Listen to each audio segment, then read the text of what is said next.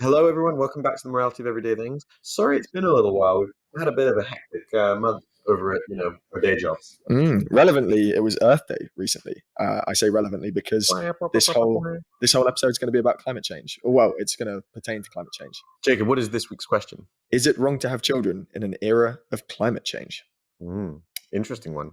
God, I wish I'd read the notes. Well, for anyone who doesn't know, we do run a carbon offsetting and tree planting website platform called treepoints.green.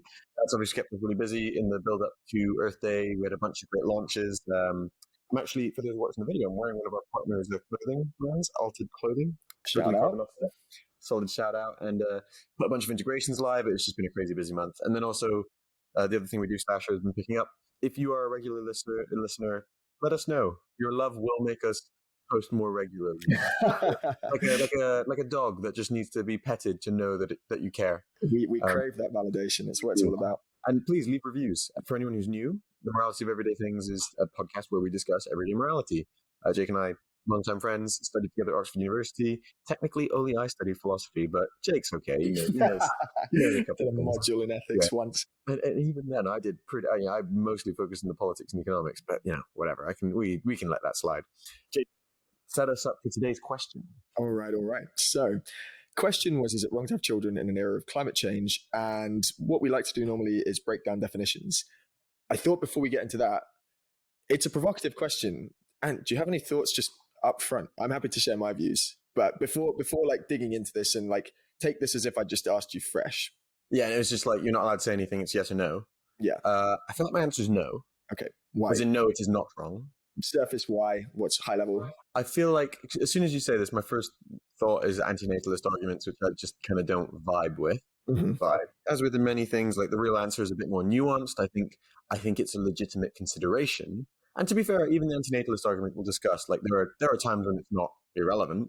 But I mean, my overall thing is like, if should you be agonizing over having one or two children, which for a lot of people is probably one of the most fulfilling things they can do with their life. It's a major, major life decision. Yeah. Well, it's also, I mean, like literally evolutionary, in an evolutionary perspective, like the thing that we are programmed to want to do. I don't think that you necessarily have to give up one of the most important things in your life.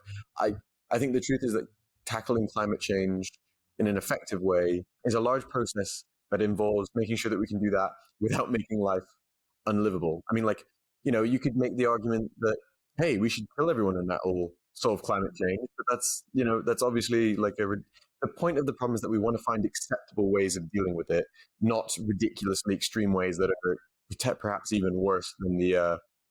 Although then again, it is should it be a consideration? Not should it, should there be a rule that you will be banned from having children? What you just said is, I think, like that's the first thing I thought of when I was looking into this question. Is I feel like it unravels logically, like. If the reason not to have struggled kids, with that, then what's that? You probably struggled with that. If the reason not to have kids, idiot. Mate, come on, not in front of all my friends. if the reason not to have kids is to prevent climate change from getting worse because climate change is going to kill us all, then not having kids is going to eventually kill us all. Can't kill us if we don't exist. That has a flavor of that. Yeah, I feel like it doesn't stand up to Kant's point as well. Like you couldn't make it a universal rule. You wouldn't wish for it to be a max, unless, to be fair, unless you're a hardcore anti-natalist, and well, I mean, you could have a thing like you shouldn't have children unless the earth can sustain them. That's a universal. That's the thing you can make a max in. And also, who cares if Kant doesn't like it? That doesn't mean it's not right. I've listened to a bunch of philosophy podcasts recently, and they're all these PhDs. I think the funniest thing is when you turn morality from like a practical thing that people discuss to like this thing that supposedly someone can be an expert in, as if there's some sort of like deep level of objectivity that they have simply studied more. I don't know. It's like professional ethicists. What do they do? When it's like when the government's like have called in these professional bioethicists. It's okay. Bioethicists will solve the the CRISPR debates. It's like, really? Like, how's that going to help? Oh, thank God, somebody's talked about it a lot. Arlene, and I mean, part of the reason we like to do this is because I think morality is at its most interesting when it's questions that pertain to our everyday lives. And obviously this is a big one. Having the decision to have kids is a major decision that people may choose. It sounds very fairy, but I've had a couple mates genuinely, I mean, one guy I think was talking nonsense, but I know him. I was like, yeah, sure, mate. So I've had mates genuinely talk about like, on the extreme side, oh, maybe I shouldn't have kids, to, oh, maybe I'll adopt. And then the kind of the one that's I think most feasible will come to this is like, I think I might have fewer kids. Mm-hmm. And I'm also thinking like, you're saying because it's because of climate change, but I know it's because millennials actually don't have money. I'm the same. I know of people who at that stage in life and talking about climate, like Because Jake's old. including climate change in that debate. How old are you? 27. 37. What? Okay. That was the sound of Jake Balding. Let's crack right on into what we normally do at the beginning, which is break down the question into definitions. Not a hell of a lot to define here. I think it's actually fairly straightforward. Everyone knows what kids are. And climate change, I think, again, we won't get too much into what it is. I take it fairly for granted that people are familiar with it. We can go into some of the effects and why it's relevant to this question. Yeah, we'll take it that it's, man-made climate change, and that yes, that it will have catastrophic effects within, unfettered. It will have catastrophic effects within actually a reasonable horizon. Catastrophic. To be fair, I think one thing that's not very clear that people talk about is this whole 2-degree thing. Mm-hmm. It's not that if we hit 2 degrees, everyone dies, right? It's not like immediately. It's not like a doomsday event, right? If we hit the 2, it's not going to be like just at the peak of like a then drop. Like more likely, it's going to be continuing, and certain factors like extreme weather, desertification, like the flooding of coastal cities will get worse and worse. One thing I do debate is this kind of equating climate change with the death of the entirety of humanity, or even the death of the planet. Like I think, as what's his name, Attenborough correctly put, like actually the planet will be just fine. Yeah, I mean the planet's lived through ice ages. It's lived through like all sorts of ridiculous. Hardier than some stupid people who've only been around for tens of thousands of years. It's been around for billions. Yeah, there's that theory. Part in space. There's that theory, and I can't remember if it's called Gaia theory or something like that, but he basically posits that the Earth is a living organism and humans are kind of like microbes on its surface. And effectively, it's that sort of metaphor that humanity has made the Earth sick, and then the Earth will sort of eventually expel us. Is that just metaphorical in semantics? Or, I mean, how many shrooms were you on? The world, man, is just all connected. We are literally all one. I don't know how much that's just metaphorical. I think there are people who literally believe the Earth is alive. Anyway, by the by, let's jump into the next phase. Why? Let's give this question some structure. What's it asking? Why would it be wrong to have kids? I think there are 2 reasons, and this is how we'll break down the answer. The first reason why it'd be wrong to have kids in the era of climate change is because it would be cruel to bring children into what we've essentially defined as a doomed world. So that's something that we'll dig into deeper, because outside of climate change, that has a rich philosophical history. So the main thing is that you would be doing a disservice to the child in that context, right? It would be doing them harm. Yeah, and I guess you could find analogies of like, in the widest sense, having a child when you're not prepared to handle a child. I suppose it's part of the reason why people don't want irresponsible young people having children, or take issue with that, despite the fact that they may acknowledge their right to do that, or people who, say, for example, are drug addicts, or in some position where their ability to raise a child effectively is compromised. Sure. Okay, so that's, again, this is tying it specifically to the climate change question, though. So it's, you would be dooming these children to a world that'd be difficult because of climate change. Because it would be a bit hot. Yeah.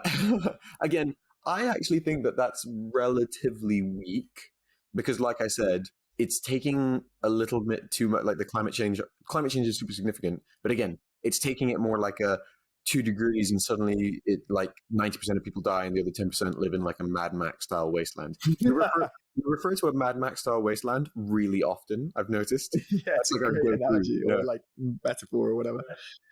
But you're right. That's the essence of the first argument. It would be cruel to children. The second argument is sort of, I don't know, it's consequentialist. It sort of flips the issue on its head. It's saying the reason it would be wrong to have children is because having children contributes to the issue of climate change itself. So actually, you'd be exacerbating the problem. Yeah. So if you think about your footprint, you could think of your footprint as what you are responsible for and what your dependents are for. So, for example, a lot of people will say that they take responsibility for their pet, right? And again, like the other one, it's not one that we considered in the pet argument, but that could be an argument against pets. Like it's unnecessarily increasing your footprint by 30-ish% or whatever it is that pets are. So the argument is basically more people means more consumption means more emissions, and more emissions means climate change gets worse faster. Exactly that. And I suppose you can think about it in terms of harm, as the first argument is you're bringing harm to your future children. The second argument is you're causing harm to society. Yeah, you're causing public harm. Very distinct, though, because the first one is basically anti-natalism. Yes. And the second one is more of a, what was the term? Problem of the tragedy of the commons? Yeah, it kind of is a tragedy of the commons. Everyone probably wants to have children, but, there's not enough resource for everyone to have as many children as they want necessarily. I mean, we can argue whether that's actually correct or not. We'll refer to Malthus, I'm sure, for anyone who doesn't know. Dope little economist from the 1800s, I think, something like that. Yeah. I mean, he was wrong as hell, but I mean, but you know what? Like, credit to him, it was still a cool theory that has some learnings, and it's bad induction to say that because he was wrong once. I heard someone else say this in a similar podcast. I don't want to copy other people's things. Forget about them. But yeah, just because he was wrong at that time doesn't mean it never pertains to the truth. There's some underlying sort of wisdom in the principle, right? And I think the fact that the fact his ideas live on so long after his time. Yeah, no. I mean, it has a fair point, and we'll come to this. So you've got the structure. We'll look at those two arguments one after the other. Let's go into the first one, the cruelty to children argument. And I think probably a fair place to start is, why do people have children, and is there a moral basis for it? Is it a right that people have? Now, technically it is. Technically, it's recognized as a human right. It's actually Article 12, the right to marry and start a family. What the UN says is a human right and what are objective human rights are not necessarily synonymous. Okay, this is true. We shouldn't take this as the basis of morality, but it's an the UN interesting says so it is. But no, I acknowledge your point. They say it is. I mean, there are some obvious caveats to that. I mean, the right to procreate and have it says to marry and start a family. To marry and start a family. That's open to a lot of interpretation. But I mean, my immediate impression is, what if people who have the physical impediment that stops them having their own children, why do we make it so much harder for them to start a family than we do, say, I mean, again, I'm using extremes. I'm not characterizing this as typical, but you can have two 16-year-olds who are addicted to heroin. They can have babies, as many as they want. They have the right to do that. And yet, when we think about a gay couple, homosexual couples, it's so much harder. So, okay, whatever. They say Article 12, the right for people to marry and start a family. I don't think that that's actually reflected. I think a lot of it is down to circumstance and what people can actually do. You also touched on why. Why do you think people I mean, how can you answer that beyond an innate drive? It's interesting because it is obviously an innate drive. The drive to procreate is kind of programmed, to use the word you used. It's programmed into our genes. I mean, Dawkins's selfish gene was basically positing that we are just biological code, and we're just trying to propagate our code. Yeah, and as long as we fulfill that by having babies, we're on track, and the genes are. Do we have anything deeper to say there? I don't know. Well, yeah, I think so, because I think actually one of the features of human evolution is that we're less subject to our basic urges. We develop capacity for reason, we develop capacity for morality, and it's telling that as societies become more developed, quote unquote, birth rates and population growth decline. And there's a few factors there, I think. I think one thing is it's a result of medical advances. There's less risk of infant mortality, and that's just a practical thing. You need to have fewer kids. Changes in cost of living are possibly a factor too. But I also think part of the reason people have kids and the reason people adopt is because it's not really just about passing on your genes. It's about the experience and joy of having a family and raising a child. My question to you is, you said birth rates drop, right? Yeah. But remember, birth rates is average number of children for average number of adults, right? And it's definitely true that birth rates drop, as in families have fewer kids. And that's because of infant mortality, as you said, so, many will say, and also more control. But to the perception, control to contraception. I wonder to what extent might it be the case that maybe more developed countries see the rate of people starting families higher, but the average number of children per family is significantly lower. To be fair, though, then I think about the kind of the career-driven, I don't know, Western world, and how certain families kind of falls to the wayside. I don't know. My point there was that like, I wouldn't just take like, oh, more educated people don't want children because of the infancy. What's the term? Sorry, infant birth rates. I don't know. Because of fertility rate. Just because fertility rates drop, it's also because people have less kids. That doesn't measure. That doesn't measure the desire of kids. Family. Yeah, exactly. It's you're not looking at like the sort of binary variable of family, yes or no. You're looking at number of children per kids, family. And that it's like a weighted average, I guess. So if you've got a family with like 10 kids, that's bringing up the average more than if you know that 40% of your children will die, and it's very important that you have one or two children particularly take care of you, maybe more, then it possibly, I was thinking about this too. It possibly reflects a changing attitude towards children as well. So in the West, we find them annoying.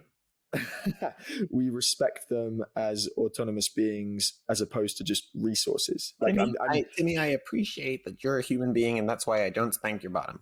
I don't know if this is just an unfair characterization of like Victorian kids from like Dickens, or I don't know, just like history. As everyone knows, an accurate portal into the past. Yeah, like, but you know, in Victorian society, it felt like kids were basically just like labor resources, you know.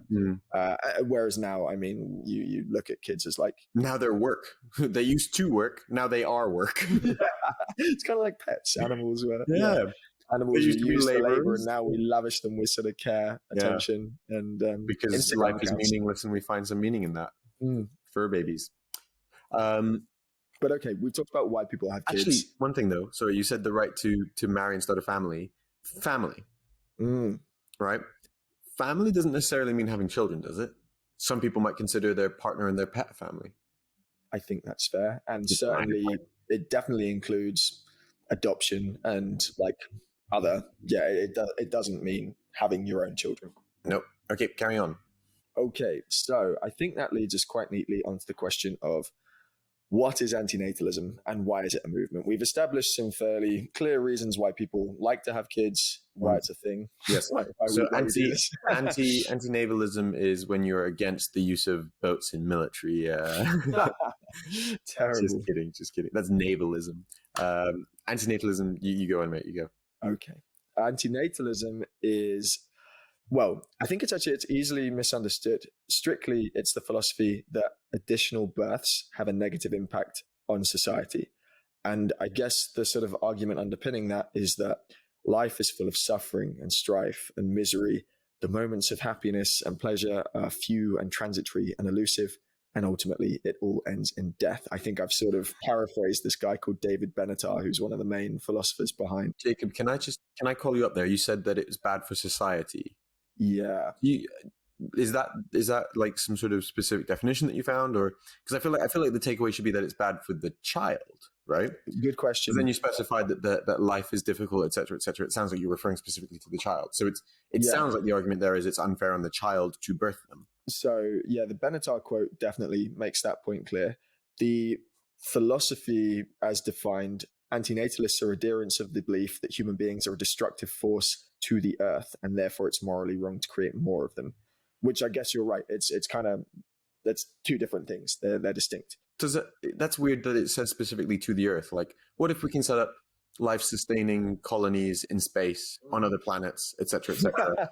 They're not on Earth. Yeah. Or I mean, the obvious point to the antinatalism argument that you mentioned, like the logical extreme of there being no people. You know, obviously, what if you run it to the point where population reaches a sustainable level, ignoring the fact that you know, it would create a huge economic issue if we suddenly had like a generation that was smaller than because it would be like big, small, big, and suddenly we'd have all these old people to support. That's a very good point, because you're right. If you're looking at it just on a sort of environmental or social level, you'd think that sustainability is the kind of threshold, right? Like if it's not harmful to the earth, then it's okay to create more humans. Whereas if you look at Benatar's thing, he's like, no, you're screwing people by giving birth to them. They can't consent to being born. Yep. And therefore... That's a crucial point. I think, it's a key distinction. Don't consent. It's you giving someone something. So I think a nice analogy that I literally just came up with would be like, it's a bit like gifting someone $1 billion, right? Because I think the argument is that, like, in a sense, you know, say you're $100 billionaire and you're like, I get happy by making other people rich, and you're gifting money to other people, right? But you know, there's plenty of studies that show that, you know, when people receive large windfalls, it actually makes them unhappy. People who win the lottery tend to end up either equally happy or less happy when that windfall happens.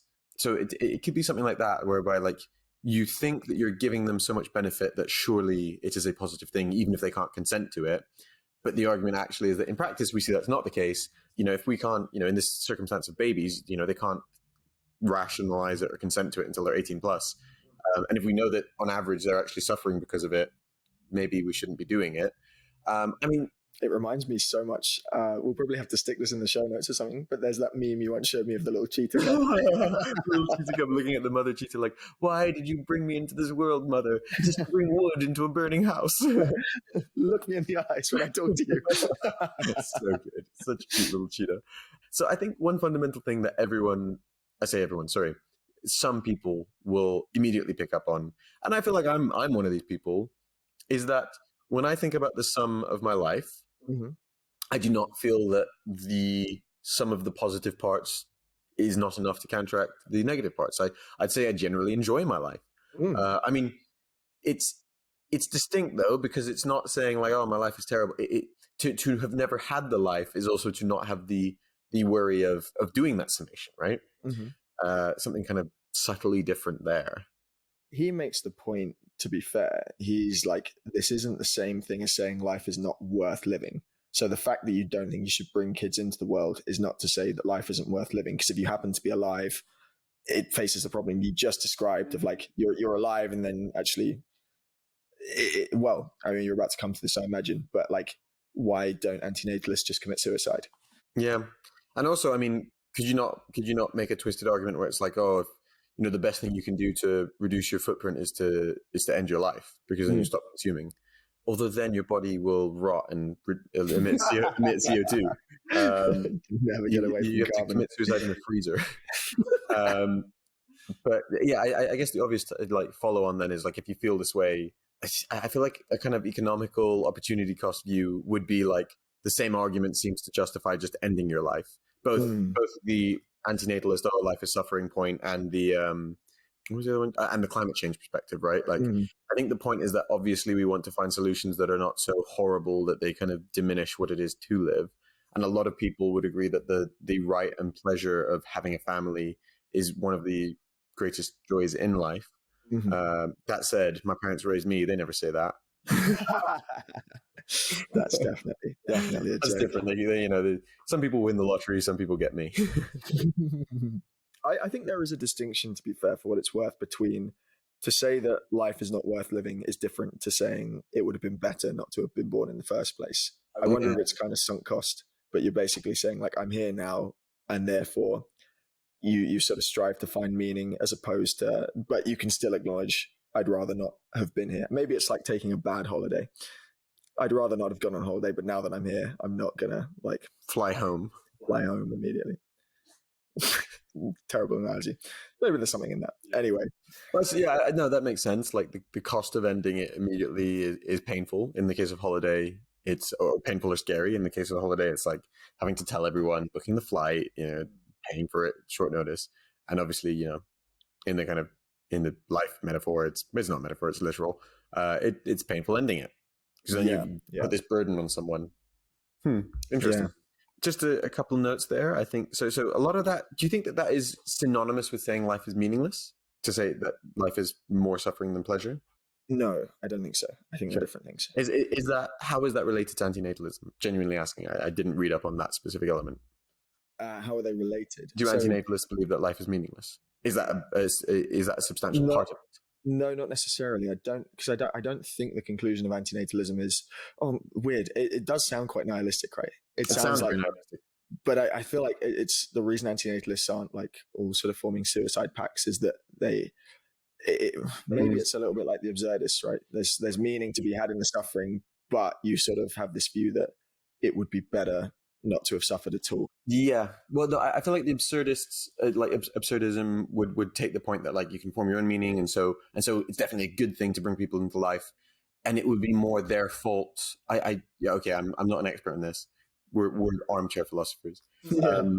I feel like their stance may be that it would be more your fault for not realizing or accepting the absurdity of life and finding your own meaning. That's or finding meaning definitely, in that absurdity. yeah, that's definitely the kind of Camus style thing, right? So just, Camus, Yeah. famous philosopher, existentialist, absurdist, as you say. So it's not the god's fault for punishing Sisyphus. It's Sisyphus's fault for not finding meaning in what life he has. Which is that sort of famous ending line of the myth of Sisyphus. So it's a book by Camus, for anyone who doesn't know, who he talks about the Greek myth, the myth of Sisyphus. Sisyphus is the guy who was condemned to roll a rock up a hill, and every time he got to the top, the rock would be was it made to roll down? The rock rolls back down to the bottom. He has to go back down the hill and roll it back up again. And that's it. Yeah, it's just a metaphor for the absurdity of life, because I think a lot of religions in particular, and a lot of people want to believe that life has a kind of inherent purpose to it. There's the sense that like you have a purpose that you're destined to fulfill, and actually I think the sort of underpinning struggle behind existentialism and the claim that Camus makes is that actually such inherent meaning doesn't exist. It's not given to you. You kind of have to go and strive for your own, and that's absurd. There's no objective meaning. Yes, but you can inject life with your own meaning. And he has this kind of wry line at the end of Sisyphus where he's like, he describes the moment where Sisyphus has got to the top and then the rock rolls back down, and Sisyphus like turns and looks at the sunset or something, or looks at the rock rolling down. He's like, one must imagine Sisyphus happy. He has like a wry smile in his face or something. It's just like, you kind of embrace the ridiculousness. Yeah. Hence the term absurdism. But so then saying, do anti-natalists think that there's no meaning to life? It feels like it has to be the logical conclusion, because the logical conclusion of like the extreme anti-natalists, not just the climate change anti-natalists, is that no one would exist anymore, right? I agree. And I mean, meaning and pleasure, pain are different things, I guess. They're different dimensions to life. Yeah. But I feel like you could live a life of suffering, fill it with meaning, and therefore still deem it worth living. Do you know what I mean? Like, I remember I had a very strange feeling. I was reading. This is after the curry last night. Yes, no, right in the bottom of my stomach.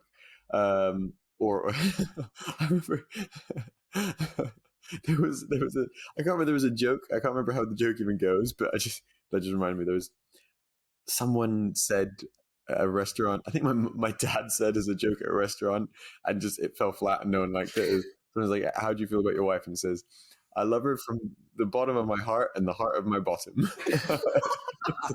does that even mean? Anyway. I must have thought it was just a terrible translation. I don't know. But I'm sure that he'll listen to this and remind me what the actual story is. But just that specific part. Anyway, we're talking about meaning. I was reading another name. For those who haven't listened to every episode yet, I'm a fan of Vonnegut.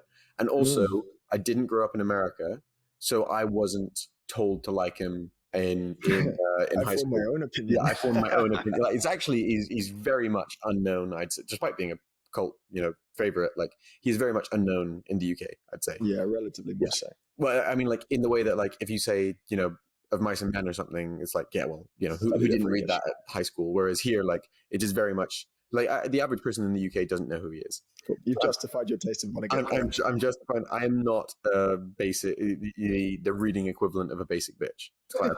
Sure. Anyway, Siren's a Titan. Long story short, don't worry about the how or why, but a family ends up on a distant moon, and it's the mother, the father, and the son.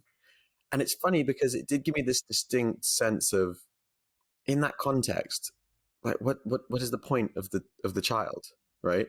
It really did feel that kind of, it kind of put into perspective of like it diminished the argument that we're talking about down to the logical extreme, which is the last people. And there was this kind of profound sense of like what is the point? He found ways to fill his life. He seemed happy, etc. He's a made up character, but but it did give me a profound sense of like, geez, like there was just something so pointless about it when they existed by themselves, and there was no possible way for him to be rescued or have children of his own or anything. It really did bring the absurdity of his life, because it was an absurd situation, into sharp contrast. I'm glad you brought that up, because actually I haven't read that and I didn't realize that was the case, but I did have a note to bring up that thought experiment. Exactly that. Yeah. Would you have kids in that situation? What would you do? I just kind of feel like, so you and your partner are trapped on a moon, right? Yeah. Or like far off somewhere by yourself. I feel like, what's the point? It does then at that point bring home that argument of like condemning someone to a fate that's, are we looking at that just purely through the lens of like, you can live a fulfilling life with people around you, and humans have that need for social interaction, if that's anything the last year has taught us. I mean, you could flip it around and you could have the kind of Adam and Eve argument. It's kind of gross, but like, if your job is repopulating. I mean, if it was like Adam and Eve and Maria and Charlotte, but my point there being that like you didn't need to have to commit like direct incest, then maybe it'd be an awkward family dynamic, right? Also, what happens if it's like you keep going and you just keep having like one gender? Tricky. But sorry, derailing it. My takeaway is actually if I was in that situation, right? Like, let's say I was on the moon, right? I knew that it wasn't an Adam and Eve situation. Like, we will fairly soon perish. Like, we don't have the resources or whatever. It would feel kind of pointless having a child. Does that then support not having children because of climate change? No, because I don't think climate change will end the planet. I think that we'll be able to stop it. That I think is the key. No, well, I think that's the key element to it. Is like, so one thing worth mentioning is anti-natalism is not like a new thing. This isn't a movement that's just sprung up because people are concerned about climate change. The exact same thing happened over the Cold War. People were like, oh my God, we're going to enter a nuclear holocaust. Is it wrong to bring children into this world of nuclear weapons and nuclear warfare? And I don't know, it presumably had roots before that. There have been crises before, but that was certainly... Schopenhauer was a proponent, and he's way before the Cold War, right? Yeah, he's old. He's old. But that was certainly a famous recent example of when this movement actually got some traction. There were people who made significant life decisions based around that information. So what was my point there? Why am I telling you this, Ant? Honestly, Jake, I wonder about most of the things that you tell me. What did you just ask me? It was relevant. It was definitely relevant. Wasn't that interesting, to be honest? Oh, we're talking about climate change. So we're saying... Are we? Is that what today's episode is about? No, it's all come back to me now. We were saying that how stringently you apply the anti-natalist argument in the current context depends a little bit on how fatalistic you are about climate change. Is climate change the end of the world? And I'm saying... people thought that in the past, and thankfully they were wrong. Because my God, imagine if everyone stopped having babies in the Cold War, then Manos and Pepe wouldn't have got together, and that was probably after the Cold War. Yeah, probably quite a while. To be fair, 1994, the year I was born, also the year the Berlin Wall fell down. So actually, they got together before it ended, technically. 1989, mate. Huh? Done in 1989. Is that true? Yeah. I thought I was born the same year. Wait. You've been living a lie. I'm sorry. Fuck yeah. What the hell? Oh, you know what? It's when it was finished, when they finished demolishing it.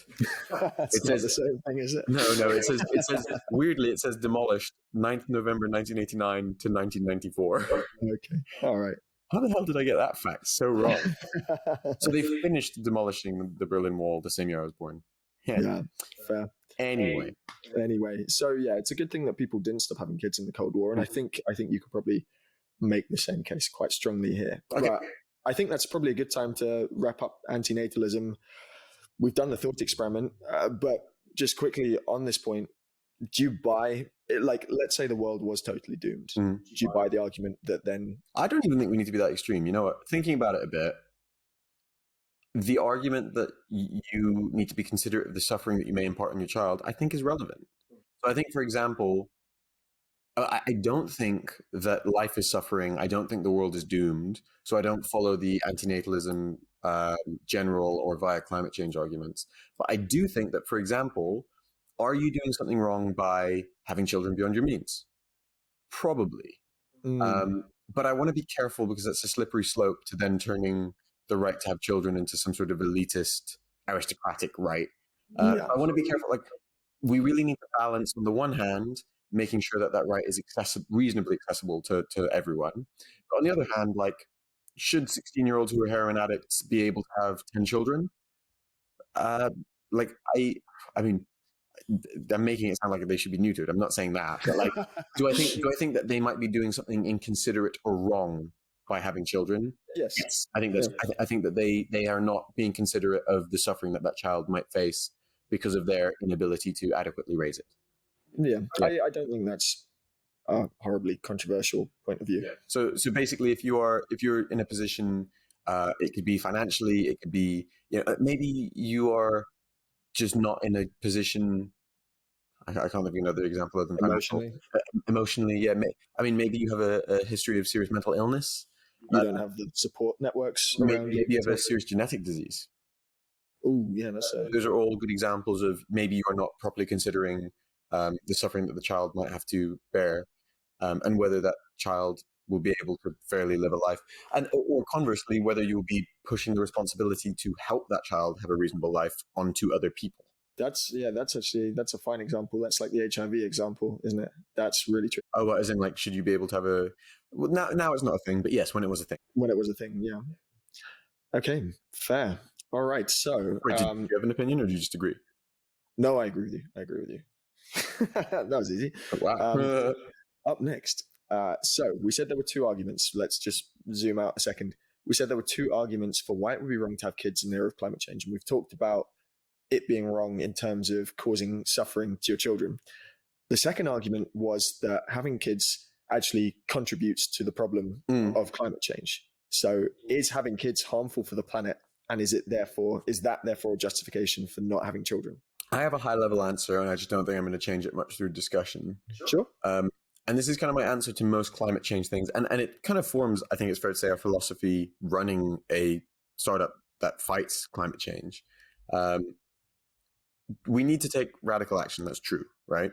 But I think that there's kind of two things. One, you're not going to convince people to take, you need to think practically about the radical actions you will be able to convince people to take. And two, we need to actually balance, like, the point of fighting climate change is to preserve, reasonable lives, right?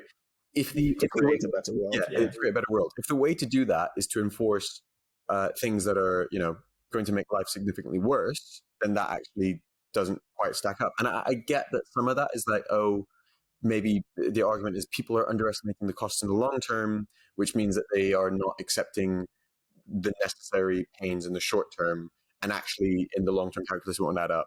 But I also think some of those arguments don't consider increasing interest over the coming years, increasing technology, particularly in terms of like carbon capture. Yes. Within kind of a small single-digit number of decades, carbon capture should be a totally like affordable, reasonable technology. It still remains a little bit out of reach. We have counterfactual offsetting, like the stuff we do, getting people onto renewable energies rather than fossil fuels. And we also have, technologies that are going to help it's carbon capture in a sense, but it's not direct carbon capture to stop carbon release in like industrial settings and things like that. Yeah, my overarching point is, what's the point if it's more painful than the thing we're trying to stop? And, we have to think about practical arguments that will actually get people to be on board with, right? Those are two quite distinct things. The second one is kind of the angry vegans in the 70s argument, right? Yeah. Which, for those who don't know, there's just a great outtake from Cowspiracy, where I think I can't remember what his context was, but someone was basically talking about veganism in the 70s, and he was saying the biggest mistake that they make, and I still feel this today, the biggest mistake that the vegan movement makes is presenting an absolutist perspective, right? And becoming quite an exclusive force. Yes, exactly. Because on the one hand, you know what, like, you're probably right. But being practical, it is a better policy to encourage everyone to reduce their meat a bit, and and some people to go fully vegan if they're happy. Basically, it's better to think like, what policy impact can I actually affect, rather than use marketing strategies that guilt people. Eating any meat is murder, etc., etc. And basically, the net result is that yes, you get some people to 100% change their diet, but the number of people you're going to get to do that is going to be low single digits, and on top of that, you're actually probably going to alienate a lot of other people. Yeah, which is key, right?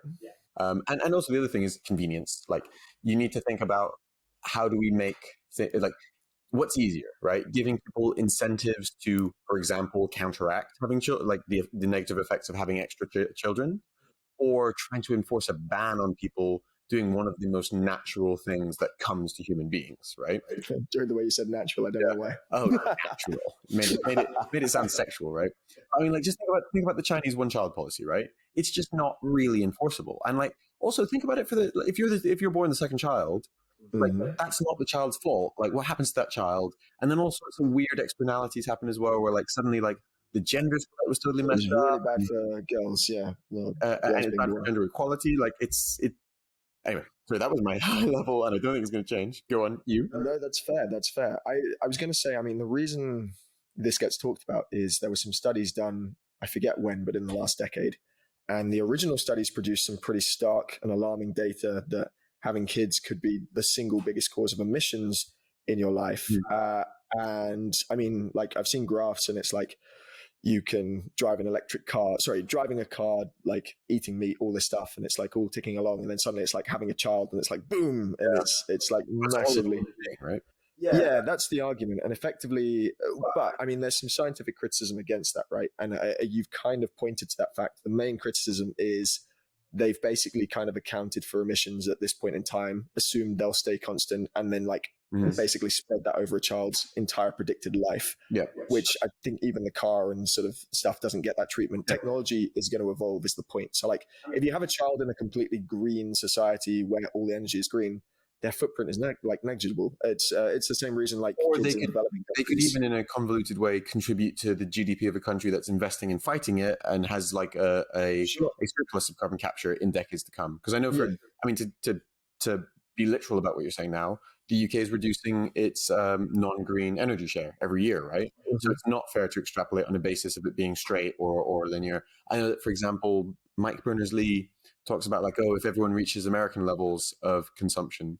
But I don't know that that is the necessary end game that everyone will continue to consume. I don't think that's the trajectory. And America is actually quite unique. I mean, America and China both. A lot of countries in the world either have smaller populations or just different energy mixes. Just remind me of something else as well. Okay. And this is a kind of weird indirect argument. Geopolitical factors, right? So I listened to a great podcast. I think it was Matt Iglesias on Rationally Speaking, on the argument for 1 billion Americans, right? Not Americans don't care about American geopolitical supremacy, but one thing to consider is, okay, the countries who overwhelmingly care about this are developed Western nations, and geopolitically they are becoming less and less important over time.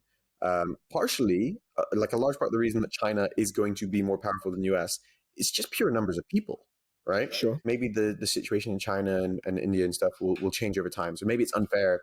Maybe it's more a factor of development, of being, a full developed country, that your perspective on these factors changes. But when you look at like the authoritarian position that China has at the moment, and their kind of position as by far the largest emitter in the world, and also probably the most, I want to say, most greenwashy loose. Is that fair to say? I don't know if that's, oh God, please don't chase me down, Chinese government. But my point is, could you see a geopolitical argument where we need to be bolstering for the UK the Western democratic societies? I mean, to clarify for anyone who didn't get from that, I'm an international relations realist, and I'm a little bit concerned about the relative rise of authoritarian powers that literally have concentration camps and are the biggest emitters by far.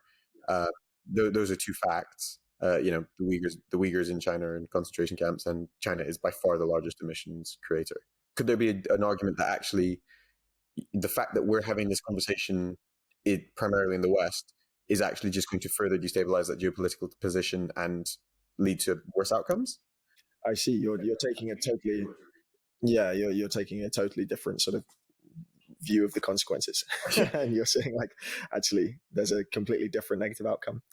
Or that maybe we're not going to be able to impact it if we become too relatively weak and they just decide to keep doing it.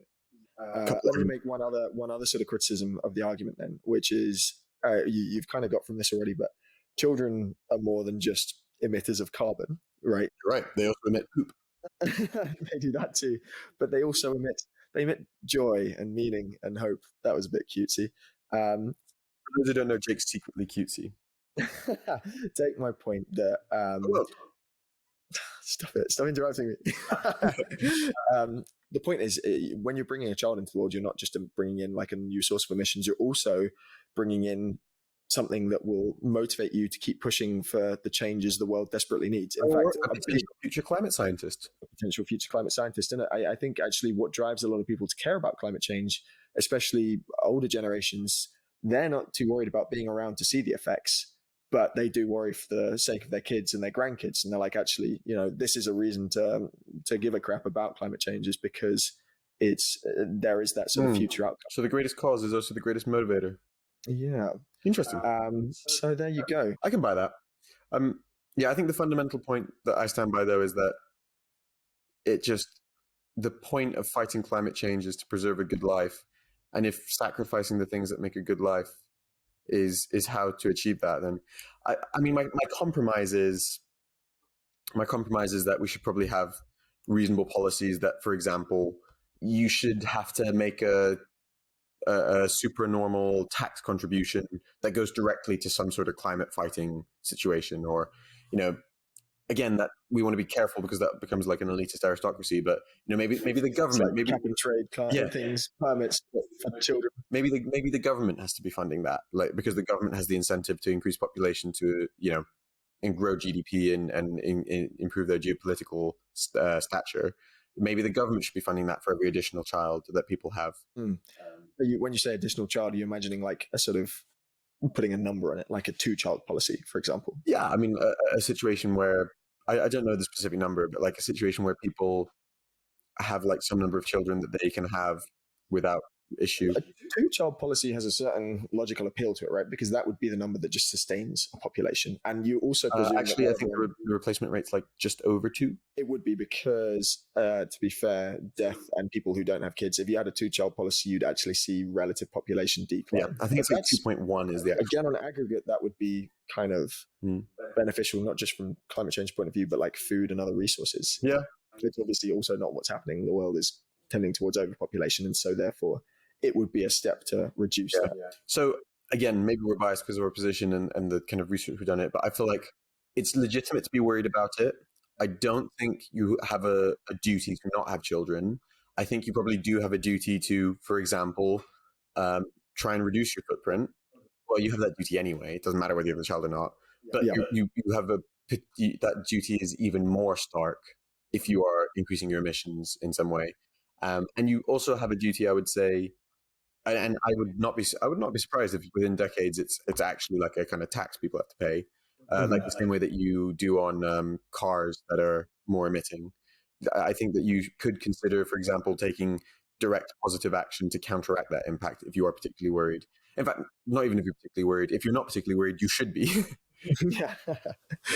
I mean, from my point of view, I don't really buy either argument. I think in the first case, I'm too much of an optimist to subscribe to anti-natalism. I think life is good. It's melodramatic to say that life is riddled with suffering and therefore you shouldn't bring kids into it. And I think as well, 2 reasons. I mean, one, I think enough is being worked on with climate change, and you need kids to have the potential to continue to fight it. Thus, like, it's not a total doomsday. Like, I don't think you're condemning kids to an inevitably terrible fate by having them in this day and age, in spite of, like, obviously climate change still, there's a lot of work to do. But also, I think it's the reason we just discussed. I think if you don't have kids, the logical extension of that is that you either sort of climate change wins by destroying the world, or it doesn't need to win because you you destroy the world by removing humans from it. But I think there's reasons to be skeptical on both points. However, it kind of feels like in order to stop our enemy killing us, we will kill ourselves. That's rather. I think my takeaway would be, if we're going to be sort of practical about it, if you're in the kind of position where you are, obviously we haven't really talked about adoption, but there's lots of kids who don't have there's lots of kids who grow up without like sort of happy family environments who need homes. And I guess if you're in the kind of position where you choose to adopt rather than have kids, that's an extremely noble thing to do, especially if climate change is your sort of motive there. Also for eliminating suffering in the world. Massively so. So huge respect to anyone who makes that decision. I think I can see an argument for having a sort of kids policy, exactly like you discussed, in terms of like limiting overpopulation. But I think you're right that it needs global. Yeah. There was also a thing where they discussed, I think in the UK, a policy where like the tax on flights becomes incrementally more expensive. Maybe that's the way you do it with children. It just becomes incrementally more expensive to have children. And you know what? Is having 10 kids like something that is ruled out specifically to the aristocratic elite? I think I can live with that. Like, I don't think the right to have 10 children, in a developed country is so fundamental that like we're doing a great disservice to other people by saying like, you can't afford it, you can't have 10 kids. Although I guess the difficulty with children is what happens if people have them anyway. Yeah. God. Well, what a place to end it, because we're running out of time on our trial. Jake, anything to add today? We are. No, I think that's a great place to end. Yeah, good to be back, everybody. Good to be back. Final bits of housekeeping is leave us a review. We have a newsletter. Please subscribe to that if you want to stay up to date with updates and memes and other stuff that we'll send you. But the review is more important. Seriously, it actually helps us. People like actually think we're a big deal when you do it. They're like, whoa, people actually review these guys. Wow, lots of reviews. But no, if you actually enjoy it, if you don't think we're total shit, then do it, please. It would be very helpful. Also, check out Outed Clothing. It's pretty good. Yeah. Check out Stasher, check out Tree Points. Tree Points, especially if you're interested in climate change. Oh, yeah, I should have said. Check out the blog. There's a ton of really interesting content on there. We're not pushing you to go and subscribe or anything, but look out for us. We're working with many more businesses now. You'll see Tree Points pop up at the checkout as an option to either plant trees, offset carbon, or recycle plastic. More things to come there. I think that's it. Yeah. Stay tuned. Subscribe if you like it, and we'll hopefully it won't be too long before we do another episode. Any ideas what we might do next time, or no promises at this point? Bye. No promises at this point then. See you later, everybody. Bye.